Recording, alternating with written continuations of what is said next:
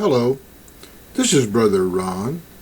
Today's letter comes to us from Bob White, who writes, Dear Brother Ron, I believe that the body of believers is not much better today than they were in Paul's day. We have corruption in the body of believers. We have people who use church as their social hour and don't take sermons to heart.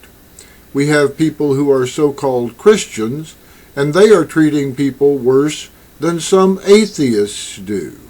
Some atheists have better morals than some Christians. Some Christians don't understand that grace is given freely, but it is all the more reason to celebrate the grace of God.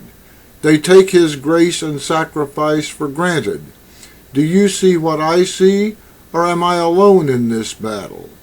You may think that I am being judgmental, but God is the only judge. I do not judge.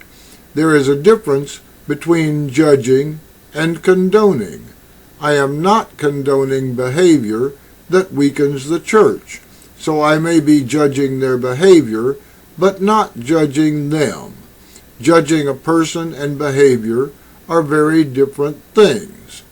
This society has become so politically correct, and people have disregarded morals for the feelings of others, along with taking "judge not lest ye be judged" out of context. Well, we can't control their feelings, so we might as well tell our opinions, right? Who is going to step up for reform?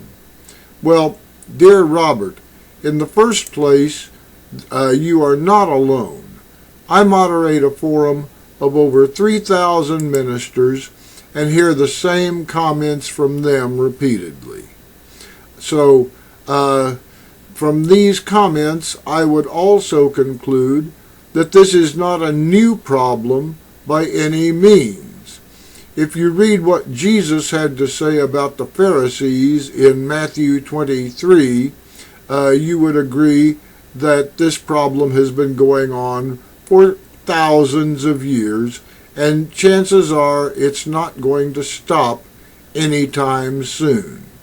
Now, I refer to the people you are talking about as chinos. That means Christians in name only.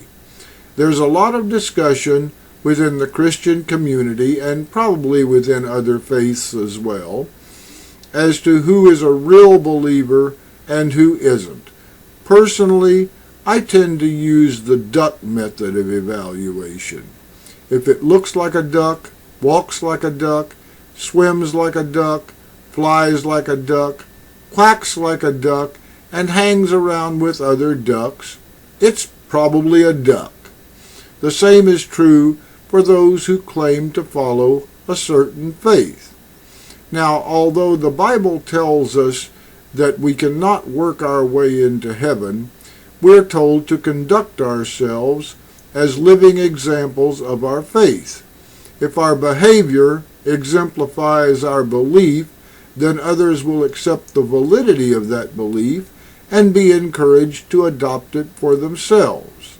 If our actions do not match our professions of faith, then those professions of faith are just so much hot air. Now, you ask who is going to step up for reform? The answer is you are. You can't control what others do. The only way to combat this hypocrisy is for you to live and minister as Jesus told us to do. I realize that the struggle will be long and hard. You may be criticized by the hypocrites for being a do-gooder. But along the way, some will get the message.